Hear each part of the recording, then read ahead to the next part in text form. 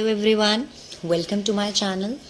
आज जिस पोम को हम लोग डिस्कस करेंगे वो है फर्स्ट फ्लाइट की second poem, that is a tiger in the zoo. ठीक है, ये पोम बेसिकली एक टाइगर का जू में होना और एक टाइगर का उसके नेचुरल हैबिटेट जो कि क्या होता है, फॉरेस्ट। ठीक है, उन दोनों की कंडीशन के बीच में एक कॉन्ट्रास्ट है, राइट कि किस तरीके से टाइगर की लाइफ एक जू में होती है और किस तरीके से टाइगर की लाइफ उसके नेचुरल हैबिटेट जहाँ पर उसको रहना चाहिए। बेसिकली जैसे हम इंसान हैं, हमें कहाँ रहना चाहिए, घर में रहना चाहिए। अगर हमारी लाइफ ऐसे केज में या सड़कों पे बीतेगी तो एक कॉन्ट्रास्ट आप समझ सकते हैं ना, हमें कैसा फील होगा। तो उसी तरीके से एक टाइगर की जो प्लाइट है, जो टाइगर की सिचुएशन है, जब वो जू में एक केज में कैद होता है, कंक्रीट सेल में कैद होता है, तो उसको कैसा फील होता है। ठीक है, इस पोम को हम पढ़ेंगे और जानेंगे कि किस तरीके से एक कॉन्ट्रास्ट दोनों ही कंडीशन में प्रेजेंट किया गया है। Let's start with it. The first stranger is he stalks in his vivid stripes the few steps of his cage. Stalk मतलब होता है चलना धीरे। बेसिकली वैसे स्टॉकिंग मतलब होता है किसी का पीछा करना, लेकिन यहाँ पर गुस्से में अपने ही जितना एरिया जो केज का है वहाँ गुस्से में धीरे धीरे इधर से उधर चलना, क्योंकि अल्टीमेटली जो वो टाइगर है वो बिल्कुल रेस्टलेस है, हेल्पलेस है, वो कुछ कर नहीं सकता है अपनी कंडीशन के बारे में क्योंकि वो कैद है। तो विविड स्ट्राइप मतलब जो उसकी बॉडी की जो स्ट्रिप है, जैसे जो टाइगर का आप ये देख सकते हैं किस तरीके से उसकी बॉडी की जो स्ट्राइप येलो ब्लैक जो स्ट्राइप्स होती हैं। तो विविड मतलब होता है डिफरेंट, ब्राइट कलर्ड की, जैसे येलो एक ब्राइट कलर है, तो इसीलिए बोला गया he stalks in his vivid stripes. तो वो अपने ब्यूटीफुल स्ट्रिप बॉडी के साथ गुस्से में इधर से उधर मूव करता है। The few steps of his cage, और अल्टीमेटली वो कुछ ही कदम चल पाता है क्योंकि जो केज का इन्वायरमेंट है भाई वो जंगल की तरह तो है नहीं कि अनलिमिटेड है, उसको जहाँ मर्जी हो जितने स्टेप्स उसको चलने हो मज़े से कर ले ना। उसका केज का एक इन्वायरमेंट होता है, जैसे एक रूम होता है, उसका एक एरिया होता है, उसी के बीच में सब मैनेज करना होता है। वैसे ही केज में भी एक कॉन्क्रीट सेल होता है जो कि ईंटे पत्थर का होता है, तो उसमें भी एक लिमिटेड एरिया होता है। On pads of velvet quiet in his quiet rage. Pads of velvet quiet मतलब जो वेलवेटी, जैसे आपने देखा होगा टाइगर की जो बॉडी होती है काफ़ी वेलवेटी होती है, तो जो पैड जो उसके पैर होते हैं जो वेलवेट की तरह, वेलवेट से पूरी तरीके से कवर्ड हैं। क्वाइट मतलब चुपचाप, इन हिज क्वाइट रेक अपने अंदर जो उसके अंदर का गुस्सा है उसको शांति से एक तरीके से अपने अंदर संजोए हुए इधर से उधर वो मूव कर रहा है। ओके, तो इसमें अगर आप देखें अल्टीमेटली वो ये बताना चाह रहा है जो एक कंडीशन है टाइगर की वो डिस्कस करी गई है, टाइगर की ब्यूटी डिस्कस करी गई है, उसकी बॉडी के स्ट्रिप्स के बारे में बता के या उसके पैरों में जो वेलवेटी जो उसकी बॉडी है उसको बता के टाइगर की ब्यूटी अलॉन्ग विद उसकी कंडीशन को प्रेजेंट किया गया है। ओके, अब हम नेक्स्ट स्ट्रेंजर देखते हैं। He should be lurking in shadow, sliding through long grass. Lurking मतलब होता है किसी के ऊपर हमला करने के इरादे से कहीं छुपे रहना। छुपना बेसिकली सिर्फ लर्किंग नहीं होता, लर्किंग मतलब होता है किसी इलीगल एक्टिविटी को करने के लिए आप हाइड हो रहे हैं। He should be lurking in Shadow, तो वो मतलब अपने आप को छाँव में क्यों छुपाता है, क्योंकि वो कुछ ऐसा करने जा रहा है जो एक तरीके से किसी पे हमला करने के इरादे से। और वो छुपता कहाँ है, sliding through the long grass, जो बड़ी बड़ी ग्रासेस हैं उसके बीच में अपने आप को देख सकते हैं आप कैसे हाइड करा हुआ है।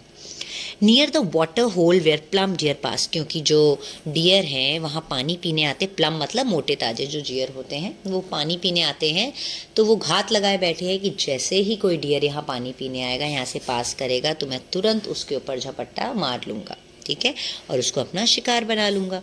तो इस स्ट्रेंजर में एक टाइगर की जो लाइफ है कहाँ पर, जंगल में, उसको डिस्कस किया गया है। उसको कहाँ होना चाहिए, जंगल में होना चाहिए, उसको इन एक्टिविटीज़ को करना चाहिए, क्योंकि अल्टीमेटली टाइगर इन एक्टिविटी के लिए ही जाने जाते हैं। तो आप किसी से उसका नेचुरल ट्रेट तो नहीं छीन सकते ना भाई, उनके अंदर जो क्वालिटीज़ भगवान ने डाल के भेजी हैं वो उसी अवतार में ही अच्छे लगते हैं।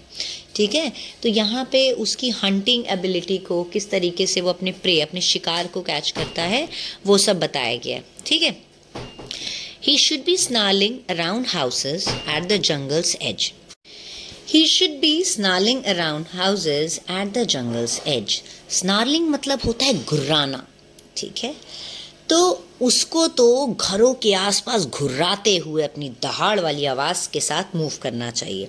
एट द जंगल है, जो जंगल के किनारे जो घर बस्तियाँ जो बने हैं, वहाँ घूमते फिरते हुए लोगों के अंदर वो डर को कायम रखना चाहिए। Bearing his white fangs his clause, bearing मतलब जो उसके बड़े बड़े नुकीले दांत हैं उसको शोकेस, उसको दिखाना चाहिए। जो उसके क्लॉज, जो उसके नाखून हैं बड़े बड़े, जो उसके पंजे हैं, उससे टेरराइजिंग द विलेज, जिसको देखने की तो हिम्मत ही नहीं कर सकते, जिसके नाम से ही सारे विलेजर्स, उस विलेज के लोग डरते हैं, सहम जाते हैं। टेरराइज्ड एक तरीके से बहुत डर जाते हैं उसको देख के, ठीक है। But he is longed in a concrete cell. अब ये दो पैरा में इससे पहले जो डिस्कस करें, उसकी लाइफ जो नेचुरल हैबिटेट जो जंगल में है उसको डिस्कस किया गया। अब फिर से आ जाते हैं जो केज के अंदर, जो कंक्रीट सेल के अंदर वो बंधा हुआ है। But he is locked in a concrete cell, his strength behind bars. लेकिन अब क्या कर सकते हैं, अब वो एक कंक्रीट मतलब होता है सीमेंट ईंटे का, जो पत्थर का बनी दीवारें होती हैं, जैसे नॉर्मली जो घर की दीवारें होती हैं, तो वो एक तरीके से कंक्रीट सेल के पीछे लॉक्ड है। उसकी जो स्ट्रेंथ है, उसकी जो ताकत, अल्टीमेटली शेर की ताकत का तो कोई सामना ही नहीं है, लेकिन इस समय उसकी ताकत बिल्कुल बेकार है, क्योंकि वो कहाँ कैद है, बिहाइंड बार्स। उस सलाखों के पीछे उसकी स्ट्रेंथ बंधी हुई है। Stalking the length of his cage, ignoring visitors. Stalking मतलब जो उसकी केज की लेंथ है, जो रूम की जहाँ पे वो कैद है, उसकी जो लेंथ है, उसके पीछे कैद वो बेचारा रेस्टलेस, वो कुछ नहीं कर सकता। नहीं तो जो विजिटर जो उसको देखने आए थे और उस अपना रिक्रिएशन, अपना मनोरंजन कर रहे थे, वो एक झपट्टे में ही सबको लाइन पे ला देता। लेकिन बेचारा बहुत मजबूर है, वो अपना गुस्सा एक तरीके से पिए बैठा है, और वो जो भी विजिटर वहाँ आ रहा है वो उसको इग्नोर कर रहा है, क्योंकि वो जानता है कर वो कुछ सकता नहीं है, और वो किसी को एंटरटेन नहीं करना चाहता। क्योंकि ये जो लोग उसको देखने आए हैं ना, अगर उसकी स्ट्रेंथ का 1% भी उसको यूज़ करने का मौका मिल गया इस टाइगर को, तो शायद ये जीवन में किसी जानवर का इस तरीके से मजाक नहीं बनवाएंगे, ठीक। He hears the last voice at night. पूरे दिन में जो एक आखिरी आवाज़ जो वो सुनता है टाइगर, वो उन पेट्रोलिंग कार्स की होती है। पेट्रोलिंग कार्स आपने देखा होगा, पुलिस वगैरह भी पेट्रोलिंग करती है, एक तरीके से मुआयना लेती है कि सब ठीक है, अपनी अपनी जगह पे है। तो यहाँ पर भी वो पेट्रोलिंग कार्स ज़ू में भी चलती हैं, जिसमें जो वहाँ के लोग होते हैं, जो वहाँ का गार्ड होते हैं, जो लुक आफ्टर करते हैं, वो ये चेक करते हैं कि सब सारे एनिमल्स, सारी चीज़ें, एवरीथिंग इज़ ऑर्गेनाइज्ड और नॉट, ठीक है। तो जब उनकी लाइट्स इनकी आँखों में पड़ती है ना, तो आप देख सकते हैं इनकी जो आंखें हैं वो एक तारे की तरह टिमटिमाती हैं। And stairs with his brilliant eyes, जो उसकी चमचमाती आंखें होती हैं उससे वो उन पेट्रोलिंग कार की तरफ घूरता है, और फिर एट द ब्रिलियंट स्टार, और एक बार आसमान की तरफ जो टिमटिमाते तारे हैं, अपनी टिमटिमाती आंखों से उनकी तरफ देखता है, और बेचारा मजबूर, रेस्टलेस, वो यही सोचता है कि अब शायद दोबारा उसको वो ज़िंदगी जीने का मौका कभी नहीं मिलेगा, जो ज़िंदगी उसकी कहाँ होनी चाहिए, जो उसकी ज़िंदगी जंगलों में होना चाहिए। गाइस देखो, बहुत क्लियर चीज़ है, आप अपने ऊपर एक बार ये चीज़ डाल के देखो, आपको अगर 2 घंटे के लिए किसी रूम में कैद कर दिया जाए, आपके ऊपर क्या बीतेगी, आपको कैसा लगेगा। तो आपको कोई हक नहीं है कि चंद पैसों की लालच में या किसी की खुशी के लिए आप किसी जानवर की आज़ादी, उसके जो नेचुरल चीज़ें हैं वो आप उससे छीन रहे हो। आप ये सोचो, टाइगर किस लिए जाना जाता है, अपने एक तरीके से अपनी पाउंसिंग एक्टिविटी, अपनी अटैकिंग मेथड्स, अपने जो प्रे को किस तरीके से कैच करना है, अपने दांतों के लिए, अपने क्लॉज के लिए, अलग इतनी क्वालिटी, इतने जेनेटिक ट्रेट्स हैं उसके अंदर।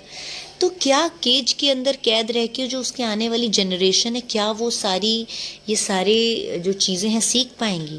भाई बच्चे को स्टार्टिंग से जैसा माहौल मिलता है वो वैसा बन जाता है। तो शेर के बच्चे को कैसा ये केज वाला माहौल देंगे तो वो उतना कावर्ड बनेगा, वो एक तरीके से उसके अंदर किसी चीज़ का वो तो होगा नहीं कि वो भी इस टाइगर की तरह अपने आप को बिल्कुल काफ़ी स्ट्रेंथ वाला फील करें। तो ये हमें बिल्कुल नहीं करना चाहिए। हमें किसी भी एनिमल की आज़ादी छीनने का कोई अधिकार नहीं है। आई होप आपको ये पोम समझ आई होगी। इसको अपने फ्रेंड्स के साथ ज़रूर शेयर करें। पसंद आया हो तो लाइक करें, सब्सक्राइब करें। Thank you so much.